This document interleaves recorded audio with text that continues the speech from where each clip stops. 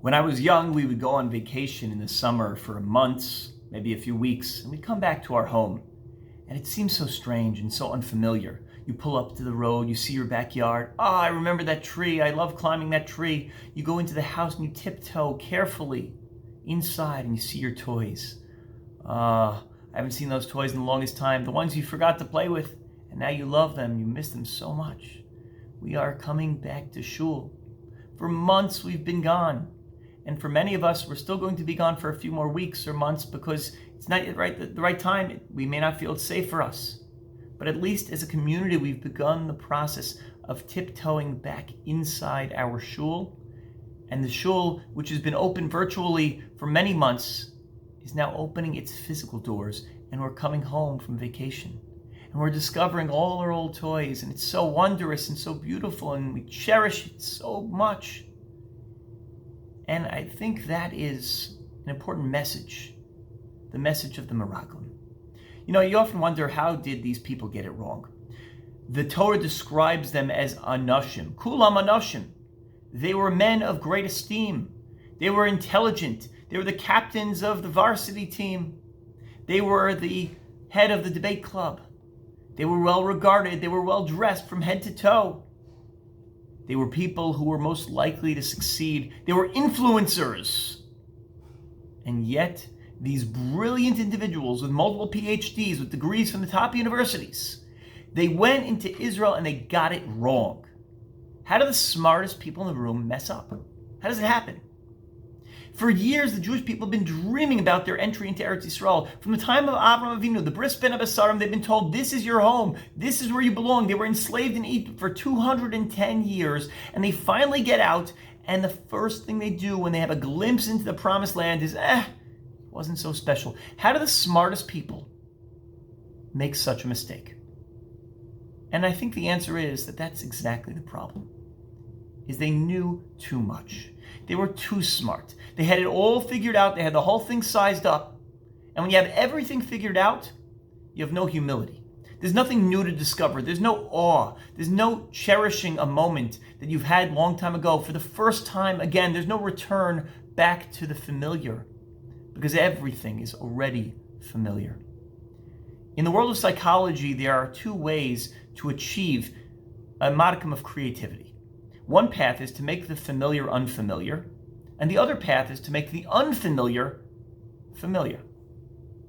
To take the familiar and make it unfamiliar is to take a story, a narrative that was well-trodden, something you've learned about since you've been a child, and to start to talk about it with a fresh pair of eyes. To open up a medrash you heard about so many times, and to open it up like you've never seen it before. Wow, what an explanation, what an idea in Musar, what an ethical value I've derived from this story that I keep hearing every single year. What a new, fresh idea. Or to take the unfamiliar and make it familiar. Chazal like to do this. They take minor characters in Tanakh, Serach Parasher, Dasan Vaviram, and they turn them into pages and pages and pages of volumes written on characters about whom there's only 2 words written in the Chumash.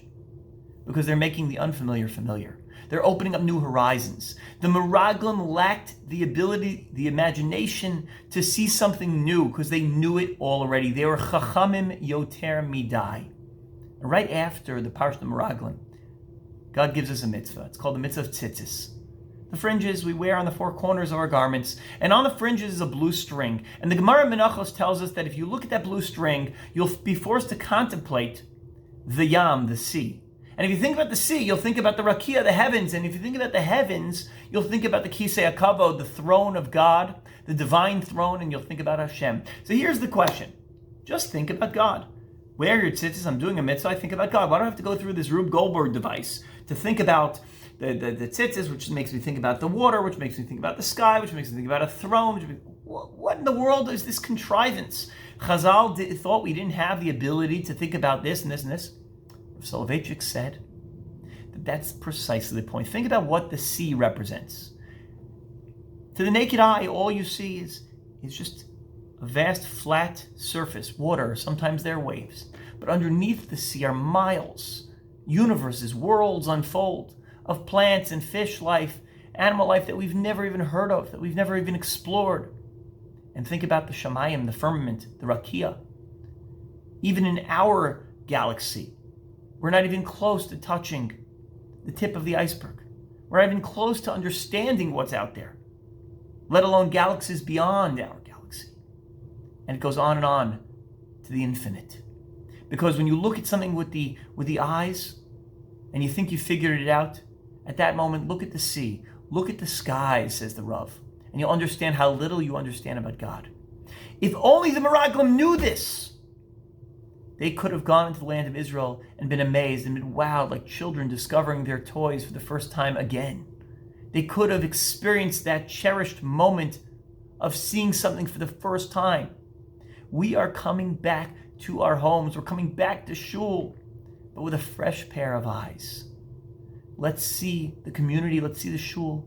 Let's see our friends with a fresh pair of eyes. We're going to be standing afar, so we won't be able to talk in davening. Maybe that's the new perspective. Instead of talking to each other in davening, talk to Hashem. Instead of judging everyone and seeing which clique we belong to and seeing who we don't belong to, who we like, who we don't like, let's engage every relationship with a fresh pair of eyes as if we never met the person before. Invite them over eventually when we're able to invite people to our homes. It could be months away, but do it as if we've never had someone like that in our lives before. Be amazed like a child coming back from a vacation and discovering your home once again. Welcome home.